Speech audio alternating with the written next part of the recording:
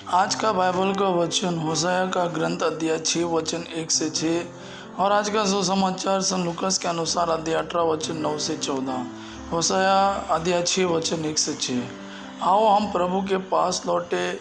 उसने हमको घायल किया, वही हमें चंगा करेगा। उसने हमको मारा है, वही हमारे घावों पर पट्टी बांधेगा। वह हमें 2 दिन बाद जिलाएगा, तीसरे दिन वह हमें उठाएगा और हम उसके सामने जीवित रहेंगे। आओ हम प्रभु का ज्ञान प्राप्त करने का प्रयत्न करें। उसका आगमन भोर की तरह निश्चित है। वह पृथ्वी को सिंचने वाली हितकारी वर्षा की तरह हमारे पास आएगा। हे एफ्राइम, मैं तुम्हारे लिए क्या करूं? हे यूदा, मैं तुम्हारे लिए क्या करूं? तुम्हारा प्रेम भोर के कोहरे के समान है, ओस के समान जो शीघ्र ही लुप्त हो जाता है।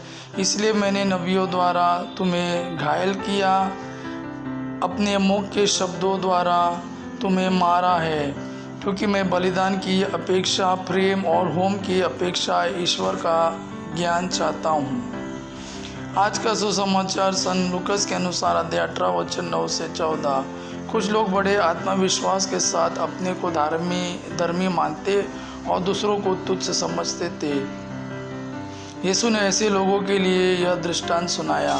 2 मनुष्य प्रार्थना करने के लिए मंदिर गए, एक फरीसी और दूसरा नाकेदार।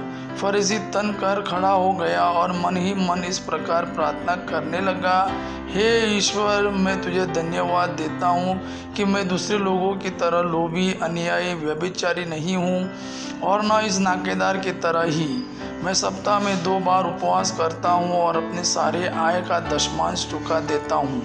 नाकेदार कुछ दूरी पर खड़ा रहा, उसे स्वर्ग की ओर आंख उठाने तक का साहस नहीं हो रहा था। वह अपनी छाती पीट पीट कर यह कह रहा था, हे ईश्वर, मुझ पापी पर दया कर। मैं तुमसे कहता हूँ, वह नहीं बल्कि यही पाप मुक्त होकर अपने घर गया, क्योंकि जो अपने को बड़ा मानता है वह छोटा बनाया जाएगा, परंतु जो अपने को छोटा मानता है वह बड़ा बढ़ाया जाएगा। यह प्रभु का वाणी है। प्रभु का धन्यवाद। आबा पिता की महिमा और पुत्र यीशु का प्रेम आप पर सदा सर्वदा बना रहे। आमीन।